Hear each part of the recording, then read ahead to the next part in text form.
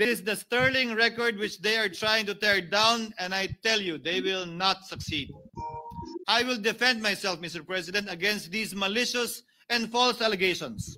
In fact, I have already filed and will be filing necessary and appropriate charges against my accusers and prove them wrong. And with the help of the Almighty, I will be vindicated and declared innocent, I am sure. Kaya ko po ipagtanggol ang sarili ko, Ginoong Pangulo. Ngunit, Ginoong Pangulo, sino po ang nagtatanggol sa ating institusyon? Kaya't ang aking tanging hiling po sana sa inyo, Ginoong Pangulo, at sa ating mga kasamahan sa Senado. Labanan po ninyo at huwag niyong pahintulutang ang mapamiling hustisya na lantarang nangyayari sa harap natin ngayon. For what is happening now is selective justice and mob justice.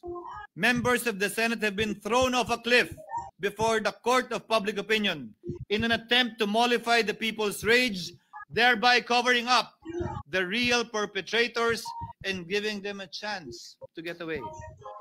Mr. President, I will not allow justice to be weaponized against the innocent to protect the guilty, because this corrodes the legitimacy of the law before our people's eyes.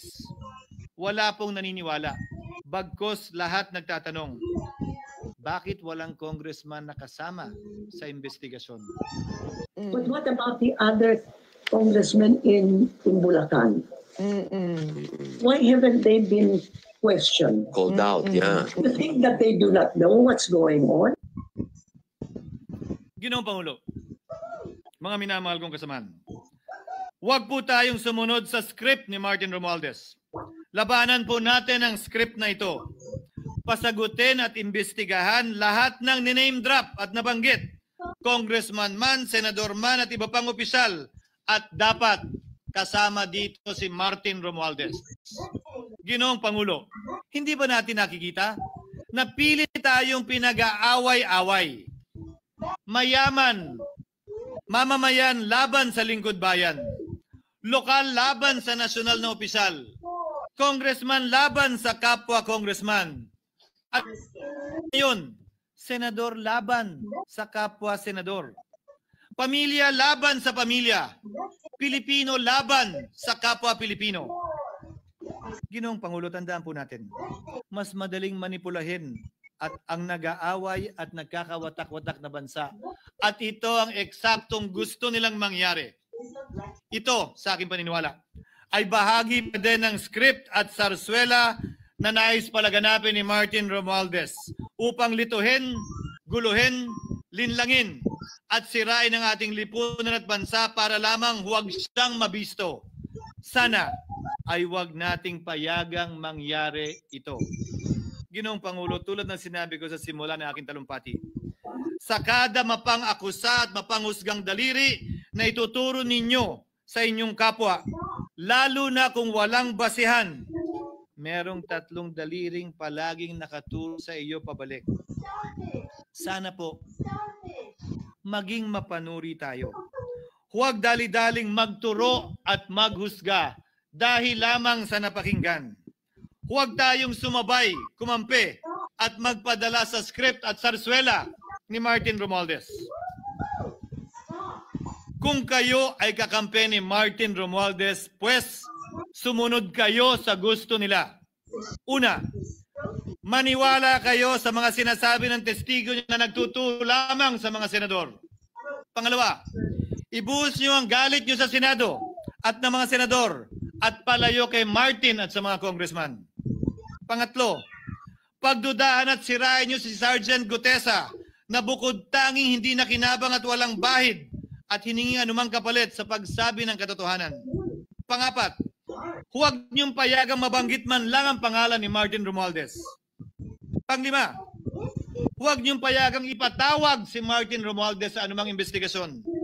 Pang-anim, huwag niyong payagang imbestigahan si Martin Romualdez at mga kasamahan niya saan mang lugar. Ako, Ginoong Pangulo, hindi ako kakampi ni Martin Romualdez. Kaya lalabanan ko siya at lahat ng panglilinlang niya.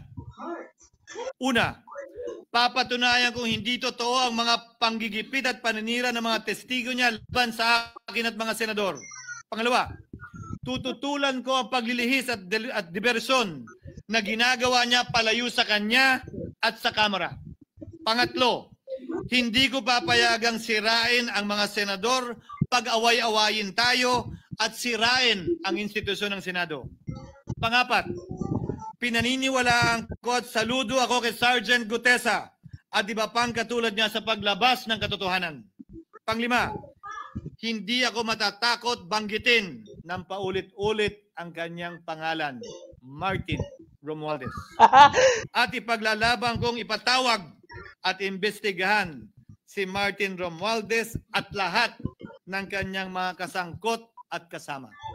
Ginoong Pangulo, mga minamahal kong kababayan, kung nais niyong lumitaw ang katotohanan, kung nais niyong panagutin ang tunay na salarin, kung nais po niyong makulong ang tunay na may kasalanan, huwag ninyong kampihan si Martin Romualdez. Punitin natin ang script ni Martin Romualdez. At higit sa lahat, huwag magpadala, huwag sabayan, huwag maniwala sa sarswela na nilalako ni Martin Romualdez. Maraming salamat po, Ginoong Pangulo, at magandang hapon po sa ating lahat. Thank you, Senator Francis Chis Escudero. Majority Leader, Yes, for minute suspension, Mr. President. session is suspended for 1 minute.